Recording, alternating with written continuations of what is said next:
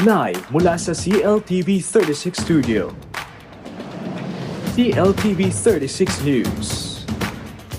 Maya Pabengi, Pampanga, magandang gabi, Central Luzon. Ako po si JM De Jesus at oras na para sa mga maiinit na balitang Central Luzon ngayong Huwebes, July 3. Suspensyon sa paniningil ng environmental fee, malaking kaluwagan sa mga Anghelenyo.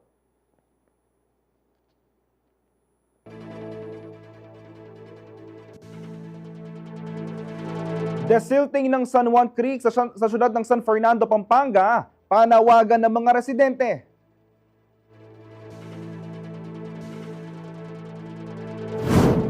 Bagong DSWD Disaster Response Center itatayo sa Clark. Stay relevant, panibagong panata ng DepEd Region 3 sa kanilang 50th anniversary. At go bigger, drive smarter and travel farther with the Changhe Journey M60.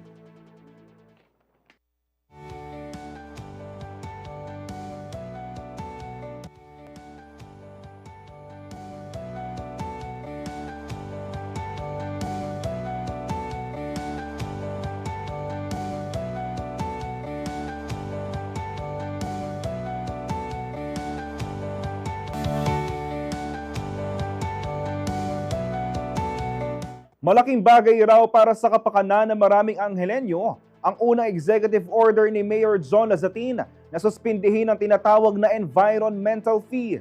Ngunit ano nga ba environmental fee? Na isang national law na nagsisilbing compliance sa mga lokal na pamahalaan sa ilalim ng Clean Water Act. Narito ang report ni Paulo G. Santos. Sa entablado ng kampanya, ibinida ng mga kritiko ng dating administrasyon ni Mayor Carmelo Pogi Lazatin ang issue ng environmental fee, isang ordinansang nagpapatupad ng mandatory charge sa bawat kontador ng tubig, residential man o commercial, base sa konsumo. Sa gitna ng mainit na halalan, umalingaw-ngaw ang panawagan na i-revisit o amyendahan ang ordinansa. Bagamat kaalyado ni Kong John Lazatin ang kanyang kapatid, sinabi na noon ni Mayor John na bukas siya sa muling pag-aaral nito at hindi nga siya nagpatumpik-tumpik pa. Sa kanyang kauna-unahang araw sa City Hall noong July 1, 2025, agad na nilagdaan ni Mayor John ang executive order na nagsususpinde sa implementasyon ng nasabing bayarin. Kaya nga, nung kampanya ko naririnig nyo, nabuksan ang environmental fee. Lagi natin pinoproblema ang environmental fee.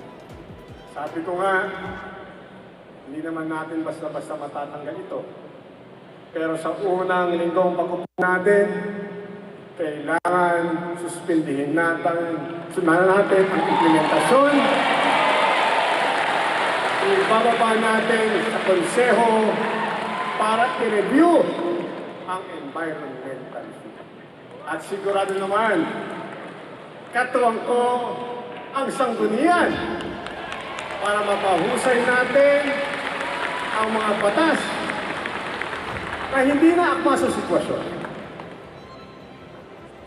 I hope ang sanggunian natin, you're one with me. Para sa Kapampangan business leader na si Rene Romero, malaking ginhawa ito, lalo na sa hanay ng mga negosyante. I agree with the new leadership ngayon na suspendihin muna yon kasi kawawa naman yung mga liliit na mga negosyante they have to pay every year before they will be able to secure their mayor's permit yung iba natataasan doon sa fee. Anya, dapat masiguro ang transparency, lalo na sa mga kumpanyang kasali sa dislogging o siphoning operation sa lungsod. Sana meron kang choice, no? At least 2 o 3 man lang yung mga kontraktor na mag-extract ng waste mo sa iyong commercial building o kaya sa office mo. Siguro pag-aralan mabuti kung paano mas maganda para maging win-win ang sitwasyon, ano? Win-win sa contractor, sa gobyerno, sa local government, at saka sa mga negosyante. Sana makita kung paano. Tsaka, sana malinis din yung kanilang proseso, no? Kasi I have an experience na pina-extract namin yung sa amin for 3 days nangangamoy sa loob ng opisina eh. Siguro yung mga equipment baka kulang pa sa magandang technology. Sa panayam ng CLTV 36 News kay Vice Mayor Amos Rivera, sinabi nitong seryoso si Mayor John na malawakang konsultasyon kaugnay ng ordinansa. Through series of consultations and committee hearings po, no? Ito po yung pinakasusi dito sa magiging proseso based po dun sa in-endorse po ng ating alkalde, no, sa Sangguniang, na kailangan po magkaroon po ng malawakang consultations sa mga stakeholders po natin. Alinsunod sa Republic Act 9275 o ang Philippine Clean Water Act of 2004, inaatasan ng mga lokal na pamahalaan na tiyakin ng maayos na sewage treatment at wastewater management.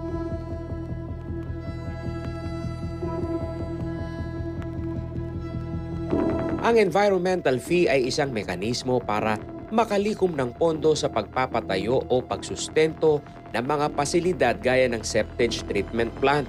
Karaniwan itong ipinatutupad sa pamamagitan ng dagdag bayarin sa water bill. Karaniwan ay nasa 2 piso hanggang 5 piso kada cubic meter depende sa ordinansa ng LGU. Dagdag pa ni Vice Mayor Rivera, nais ring suriin kung may kapasidad ang pamahalang lungsod na pangasiwaan mismo ang wastewater management. Compliance po doon sa Clean Water Act. Number 1 level po talaga yung LGU kung kaya pong i-subsidize yan, no?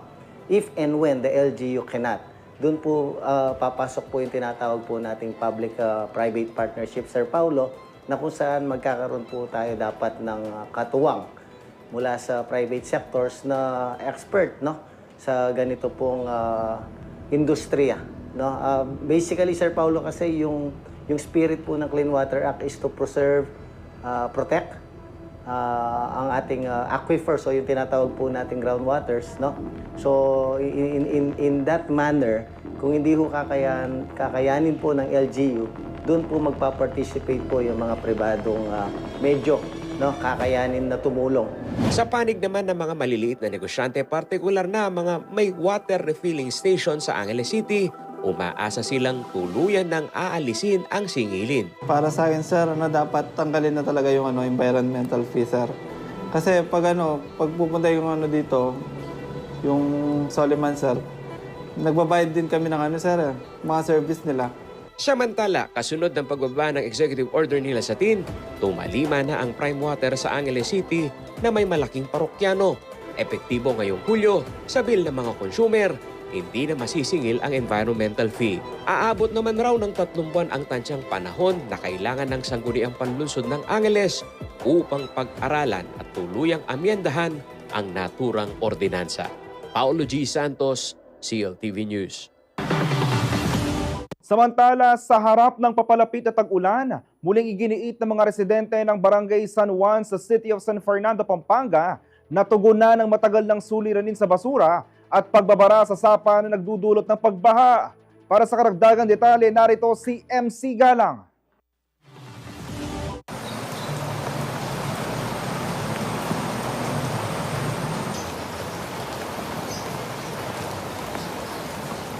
Pag malakas ang ulan, mga 15 minutes lang, ngayon kita po ninyo kanina yan. Pag malakas na yan, pupunta na po dito. Tapos, papasok na kinatatang. Ito ngayon ang pangamba araw-araw ng retiradong guro na si Agnes Dizon, residente ng Barangay San Juan, Ciudad San Fernando, Pampanga. Dahil malapit sa sapa ang kanilang tirahan, madalas silang dalawin ng baha. Yung problema po dyan ay yung ilog kasi nagka-silted. Yung natambak-tambak na yung silted nga ang tawag doon. No? Yung po natambak-tambak na yung mga lahat ng mga debris nandyan na. Tumaas ng tumaas. Hindi na, nireprap nga po, hindi naman po hinuhukay yung... Lalo pang pinasama ang sitwasyon ng kapabayaan sa tamang pagtatapon ng basura. Ang ilog ginawa ng Panginoon para sa mga isda na makain natin. Ngayon, ang lumalangoy mga basura nila. Hiling ni Dizon at ng kanyang mga kapitbahay magsagawa ng disilting sa sapa. So nananawagan po kami sa inyo na sana you can help us here in San Juan, Barangay San Juan. Kasi nga po, yung katulad ng sinabi ko kanina, kapag heavy downpour po, talagang 10 to 15 minutes lang lubog na yung mga ano. Kasi nga yung parang na-seclude, naharang, walang lalabasan ng tubig, di naman lalabas doon. Ayon kay Kapitan Claro Tolentino, bagamat may kaunting hakbang na silang ginagawa, gaya ng pagpapagrass cutting at pagpapalinis, kulang ang pondo ng barangay para masolusyonan ang problema. Dito sa barangay natin, hindi po na tayong kayang suportahan ang mga bagay na dapat natin. Pero ginagawa natin po. Siyempre, yung mga ibang nanunungkulan ng mga iba, gumagawa po yan.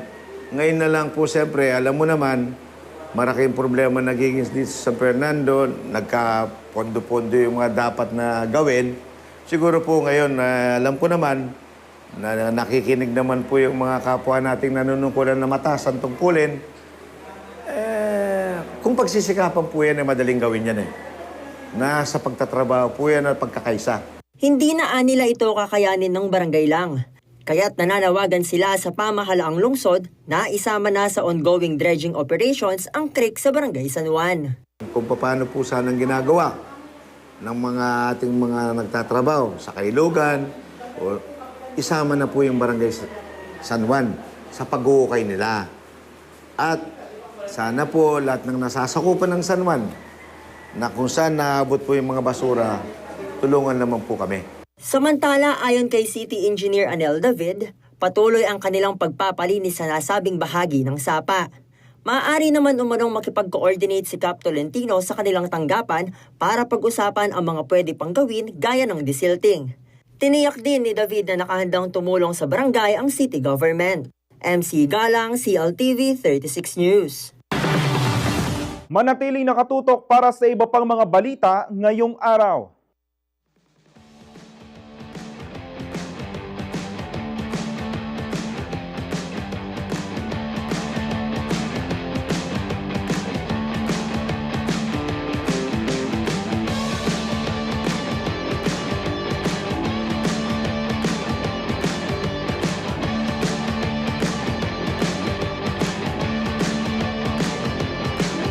Nais naming iparating at ibahagi ang aming saya dahil nanalo ng 3 awards ang CLTV 36 sa 19th UPLB Gandingan Awards. Tagahabi ng kasaysayan para sa bayan. Yan ang naging tema ng nasabing kompetisyon.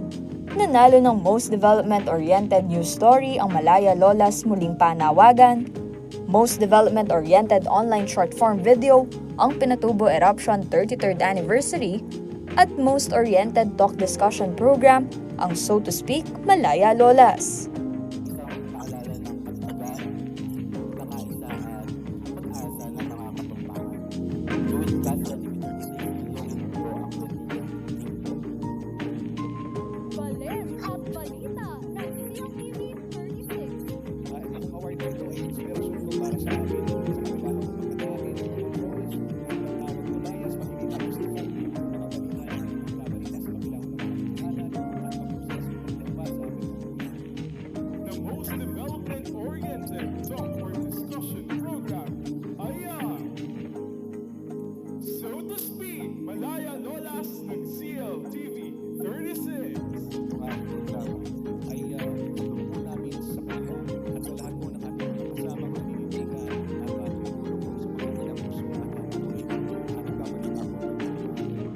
Makakaasa po kayong patuloy ang paghahatid ng CLTV 36 ng mga napapanahon at mahalagang balita at pagbibigay ng mga makabagong programa para sa inyo.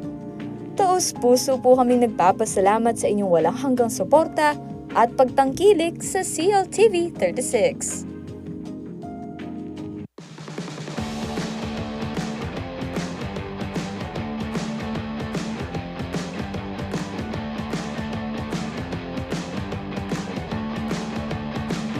Nagbabalik ang CLTV 36 News. Tinatayang aabot sa 19 na bagyo ang posibleng mabuo o pumasok sa Philippine Area of Responsibility o PAR mula July hanggang December 2025. Batay ito sa 185th Climate Outlook Forum ng Philippine Atmospheric, Geophysical and Astronomical Services Administration o PAGASA nitong June 25. Makikita sa infographic ng PAGASA ang karaniwang landas ng mga bagyong pumasok sa PAR mula 1948 hanggang 2015. Gayon din ang inaasahang bilang ng bagyo kada buwan.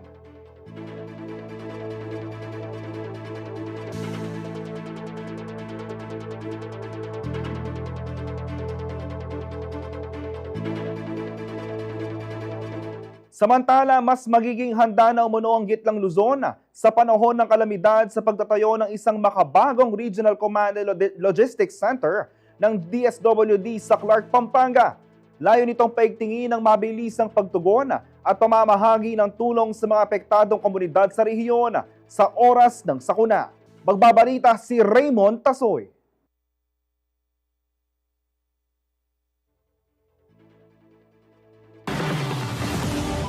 Magkakaroon na ng bagong Regional Disaster Response Command and Logistics Center ang Department of Social Welfare and Development o DSWD sa Region 3. Itatayo ang naturang pasilidad sa 1 hektaryang lupa sa loob ng Clark Aviation Capital Complex sa Clark, Pampanga, na pinangangasiwaan ng Clark International Airport Corporation o SIAC. Ayon kay SIAC President Jojit Alcazar, malaki ang may tutulong ng pasilidad sa pagpapabilis ng relief operation sa buong Gitnang Luzon.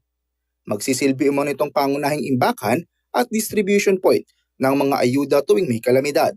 Pinangunahan ni na DSWD Secretary Rex Gatchalian, Undersecretary Diana Rose Cahipe, Assistant Secretary Irene Dumlao, at Clark Development Corporation o CDC Director, Attorney Nicolette Henson, ang pag-inspeksyon sa site. Kasama rin sina Pampanga Governor Lilia Nanay Pineda, Provincial Government Environment and Natural Resources Office Chief Art Punsalan, at SIAC Director Romel Santiago. Bahagi ito ng malawak na plano ng SIAC na gawing logistics hub ang Clark. Nauna nang nailunsad dito ang mga pasilidad para sa Philippine Charity Sweepstakes Office o PCSO, Bureau of Fire Protection o BFP, at Philippine Pharma Procurement Incorporated. Kasama rin sa mga disaster management facilities na located sa Clark, ang Philippine Disaster Recovery Foundation o PDRF, National Government Administrative Center o NGAC, at ang Integrated Operations Center for Disaster Response Management. Raymond Tasoy, CLTV 36 News. Samantala, timbog ang isang inihinalang drug distribution network sa Pampanga matapos makumpiska ang higit 2 milyong pisong halaga ng marijuana-based product sa Barangay Bicol, Mabalacat City nitong Miyerkules, July 2. Sa pangunguna ng Station Drug Enforcement Unit o SDEU ng Mabalacat City, naaresto sa buy-bust operation ng 3 high-value individual na kinikilalang sina alias Jack ng Barangay Bicol, alias Josh ng Barangay Dau, at alias Ana ng Barangay Balibago.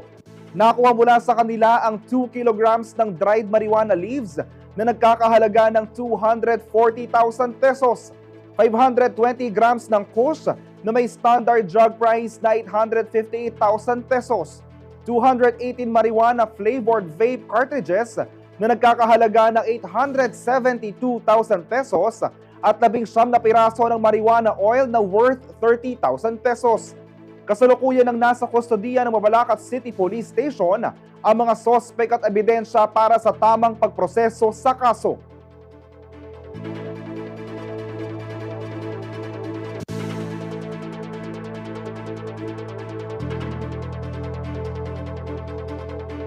Manatiling nakatutok para sa iba pang mga balita ngayong araw.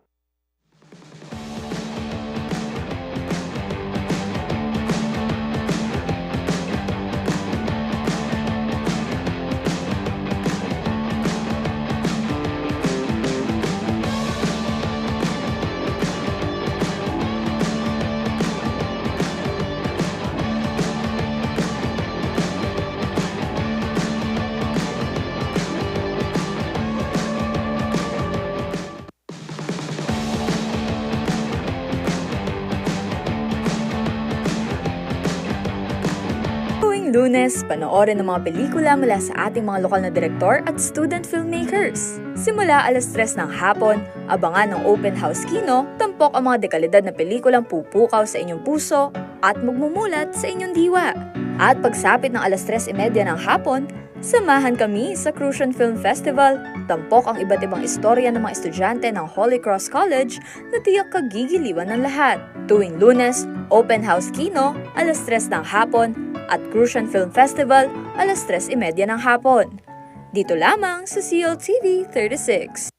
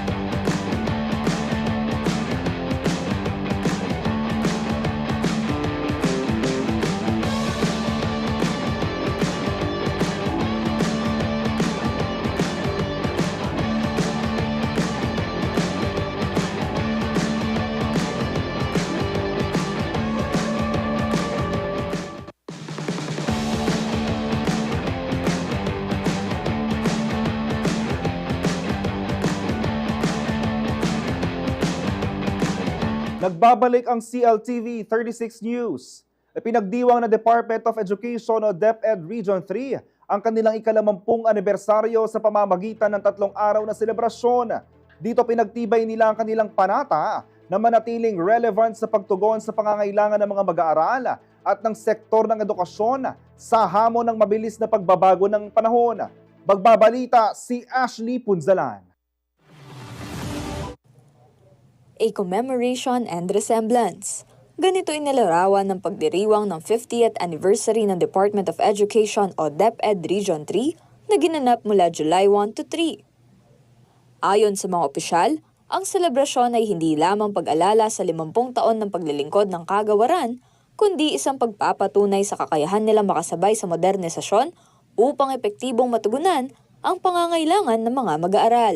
Nagpapatunay lang na paano nakakasabay ang Rehiyon 3, ang DepEd Region 3 sa pagbabago ng panahon at sa paano kami nananatiling relevant sa mga pangangailangan ng ating learners. But more than the remembrance, it is also a chance to pause, to ask ourselves, what have we done? Ano na yung mga programang ginawa natin at kumusta yung mga programa natin? So we're also asking ourselves of the things that we have done right and confront what still needs fixing so that we can be more relevant and responsive to our learners. Nilahukan ng mga estudyante, guro at non-teaching staff ang mga inihandang aktibidad sa 3-day celebration. Layon nitong pagtibayin ng ugnayan ng mga key stakeholder ng kagawaran bilang simbolo ng pagkakaisa tungo sa iisang layunin, ang makapaghatid ng dekalidad na edukasyon sa rehiyon. Sa pagbubukas ng selebrasyon, opisyal na ring pinasinayaan ang bagong logo ng DepEd Region 3. Ayon kay Kim Jason Villesca, overall chairman ng 50th anniversary ng DepEd 3, sumasalamin ito sa bagong kabanata para sa kagawaran at sa layunin nitong magbigay ng top-notch service lalo na para sa mga mag-aaral. The new logo signifies the rebirth of a DepEd Region 3. And this logo signifies our renewed commitment and passion to deliver what is best for our students. Not because only 50 years, but we want to shine. So we want to shine by sharing and by offering what is best for our students. To guide us and to remind us of our oath and our duty in the Constitution to provide what is truly best for our learners. Kaugnay nito, kamakailan lang ay pinarangalan din ng DepEd Region 3 ng Gold Trailblazer Award sa ilalim ng Performance Governance System o PGS Accreditation Initiation Stage. Patunay ito ng kanilang commitment sa pagiging mas accountable, transparent at citizen-centered na institusyon. Sa kabila ng mga tagumpay, nananatili ang pangunahing layunin ng kagawaran, ang manatiling relevant. Patuloy rin daw silang magiging bukas at handa rin silang makinig sa mga hinaing at pangangailangan ng mga guro at estudyante. Napakahalaga sapagkat when we are educating, we are actually the soul of a nation relies on education. Without education, there can be no meaningful, and at the same time there can be no progressive nation building. And so we want to stay relevant because we want to partake in that noble endeavor of nation building. Di ba nga sinasabi na it takes a village to raise a child. So it takes the whole community to educate a child. So we are looking forward with clarity, we are looking forward with firm resolve to offer the best and genuine and truly liberating education in Central Luzon. Sa pagtatapos ng programa, nagpasalamat ang DepEd Region 3 sa patuloy na suporta ng kanilang mga kawani at ng lahat ng 21 Schools Division Offices sa buong rehiyon. Hiling ng kagawaran na sa susunod pang 50 taon ay manatili silang competitive, globally responsive at isang model region sa pagbibigay ng mapagpalayang edukasyon sa bansa. Kasama si Ashley Punzalan, Arlen Salonga, CLTV 36 News. Sa ibang balita, nananatiling problema sa buong bansa ang kakulangan sa sapat na bilang ng mga silid-aralan. Sa lalawigan ng Pampanga, patuloy ang pagtatayo sa mga school buildings upang matugunan ng matagal ng suliranin ito. Magbabalita si Raymond Tasoy. 2 pampublikong paaralan sa Pampanga ang nakatanggap ng mga bagong silid-aralan mula sa Department of Public Works and Highways o DPWH. Sa Prado Sionco Elementary School sa Lubao, Pampanga, nakumpleto na ang 1-story building na nagkakahalaga ng 9.94 million pesos. Mayroon itong 4 na classrooms na may kasamang blackboard, electric fan at ilaw upang matiyak ang maayos at komportableng pagkatuto ng mga bata. Ayon sa DPWH Pampanga 2nd District Engineering Office, makatutulong ang karagdagang pasilidad na ito upang mas marami pang mga mag-aaral mula sa malalayong lugar ang makapasok sa formal na edukasyon. Samantala sa Amsik Integrated School sa Barangay Amsik, Angeles City naman, natapos na rin itayo ang isang 4-story building na may 12 classrooms. Bahagi ito ng proyekto ng DPWH Pampanga 3rd District Engineering Office para tugunan ang kakulangan sa espasyo sa mga paaralan. May mga comfort room ang pasilidad sa bawat palapag, ramp para sa persons with disabilities o PWDs, at hand-washing stations upang matiyak ang kaligtasan at kalinisan ng mga mag-aaral. Tinatayang 600 students ang makikinabang sa bagong gusali. Ang mga naturang proyekto ay tugon sa lumalaking bilang ng mga mag-aaral at educational needs sa lalawigan. Raymond Tasoy, CLTV 36 News. Sasabak na sa mas malawak na entablado ang Filipino reggae artist na si Elias JTV sa kanyang kauna-unahang US tour ngayong September. Isa itong mahalagang yugto sa kanyang karera bilang alagad ng OPM Music. Alamin ang mga detalye sa report ni Danny Cagino.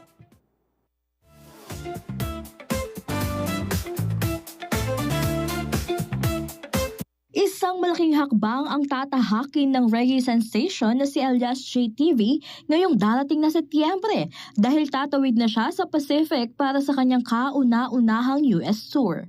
Sa bawat tugtog at himig, layunin ni Elias na maghatid ng mensahe ng paghilom, koneksyon at pagmamalaki sa kulturang Pilipino, maliit man o sa malaking entablado. Mag-uumpisa ang Elias JTV US Tour sa Hawaii kung saan inaasahang dadagsa ang mga fans na sabik na sa kanyang live performance. Mula roon, tutungo siya sa mainland US para tumugtog sa San Francisco, Los Angeles, Redwood City, San Diego at Houston. Unang sumikat si Elias JTV sa social media kung saan sumabog ang reggae version niya ng kantang Bolivia's Redeem na nag-viral at nakakuha ng mahigit 1 million views. Dahil dito napansin siya hindi lang sa Pilipinas kundi pati sa Middle East, Europe at North America. Sa ngayon, wala pang official announcements para sa buong tour schedule at ticket details. Inaasahan itong i-announce sa mga susunod na linggo sa official social media pages ng Elias JTV. Danny Cagino, CLTV 36 News. Manatili nakatutok para sa iba pa mga balita ngayong araw.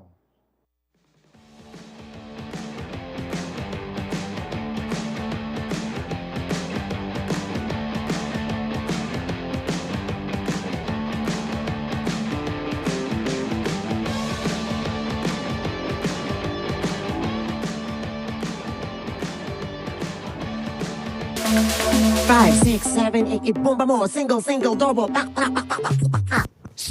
Na namang gagawin mo kayo, panampalingan na kami kanina. Kapamucho! Ay, malas naman. Hinabas ko kita kay Totong isininda mo, iningat niya. Bakit? Mga yabang lakanuren Kapampangan. Make it positive na since mayabang ko, kailangan pakagaling ko. Ay, nakakaroon ko na bingi po. Rule number 1, the wife is always right. Na, ay, ating ko palang asawa. Ating palang maninayak ako. That's the reason talaga. Woo! Oh, siya. King Church history mo naman makanta. Dingding minunong cardinal, minunong pari. Mag-pray ko talaga, Lord, na anong purpose ko? Kasi ay ako balo. Aliwading pengari mo ilang sumabi na sumawp ka dapat kaya kami. Sakit itang atsulaking situation na buridang ipaluwal nung nanoy itang burida. Pero sabi na, o kailangan tamong ating patunay, ita makapagal. Wow. So, katsuking utak. Sabi ko, ala palang breather, ala palang chance magpainawo. Kapag kwento tayo saglit, ito ko na nyo pa yung gagawan nyo. Uling Indredo, sinimal Alcoa, balong chismis. Kapamucho! Oh my God, ano to? Ako? Seryoso? Kinakabahan ako. Parang mixed emotion.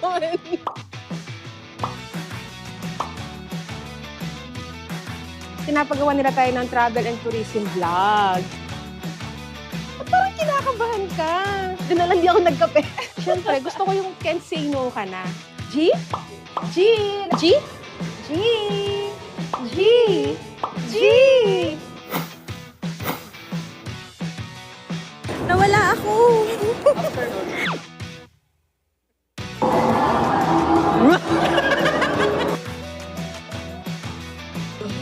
Wait lang po.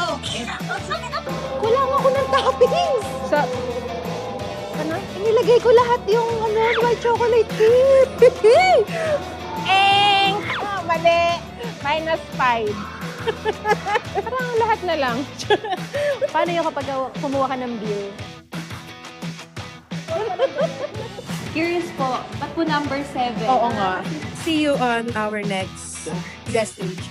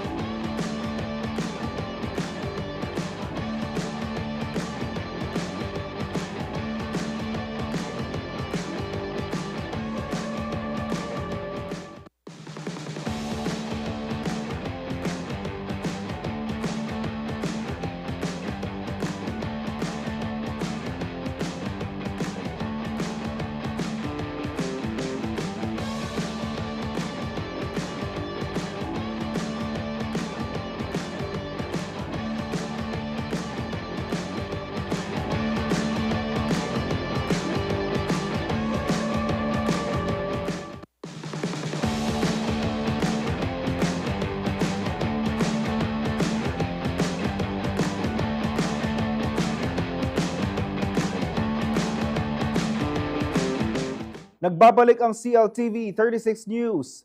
Personal na binisita ni DSWD Secretary Rex Gonchalian ang isang community garden sa San Luis, Pampanga na nasa ilalim ng Project Lawa at Binhi.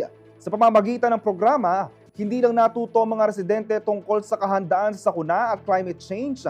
Nagkakaroon din sila ng dagdag na pagkakakitaan at pagkain para sa kanilang pamilya. Para sa buong detalye, narito pong report. Kasabay ng pagtubo ng mga gulay, sumibol din ang pag-asa sa Barangay San Isidro, San Luis, Pampanga. Sa ilalim ng Project Lawa at Binhi ng Department of Social Welfare and Development o DSWD, nagsama-sama ang mga miyembro ng komunidad upang harapin ang kakulangan sa pagkain at matutong mag-adjust sa epekto ng climate change.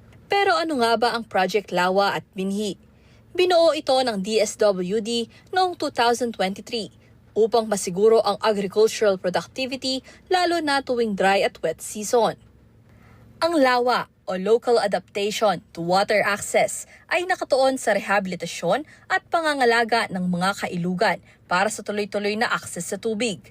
Habang ang Binhi o Breaking Insufficiency through Nutritious Harvest for the Impoverished ay nakatuon naman sa pagtatayo ng mga community garden na magsisilbing taniman ng mga gulay tulad ng kangkong at talong.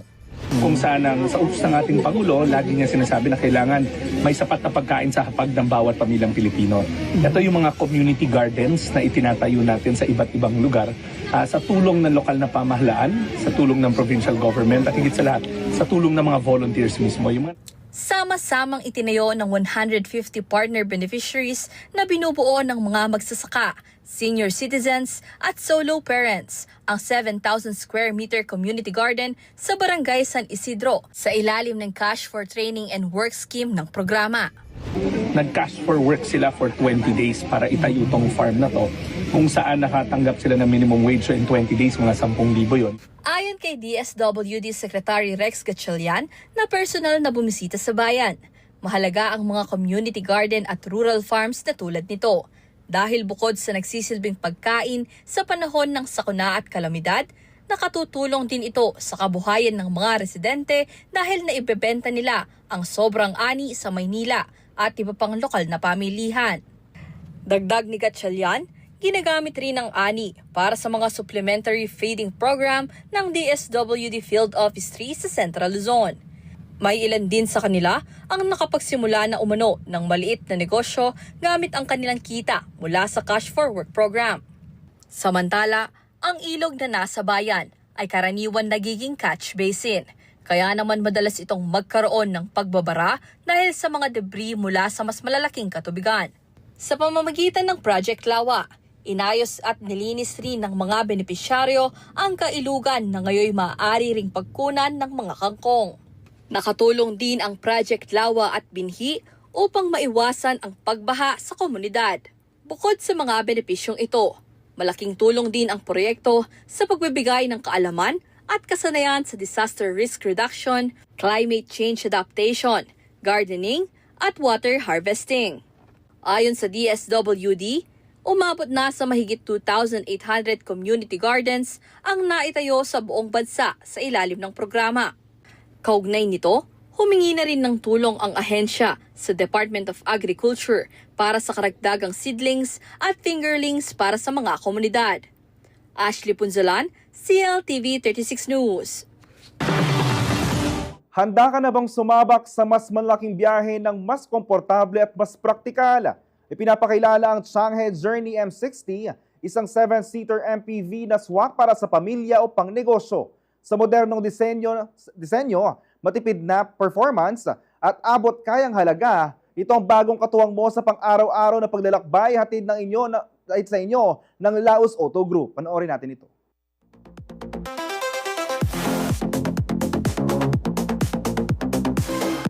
Tony Asuncion, Business Manager of Haima Pampanga.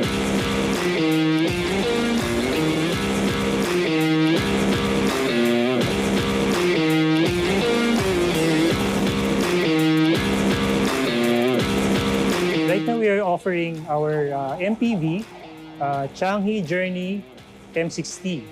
It's a 1.5-liter manual engine. Gasoline po siya. So basically, yung mga MPV is catered towards sa mga family.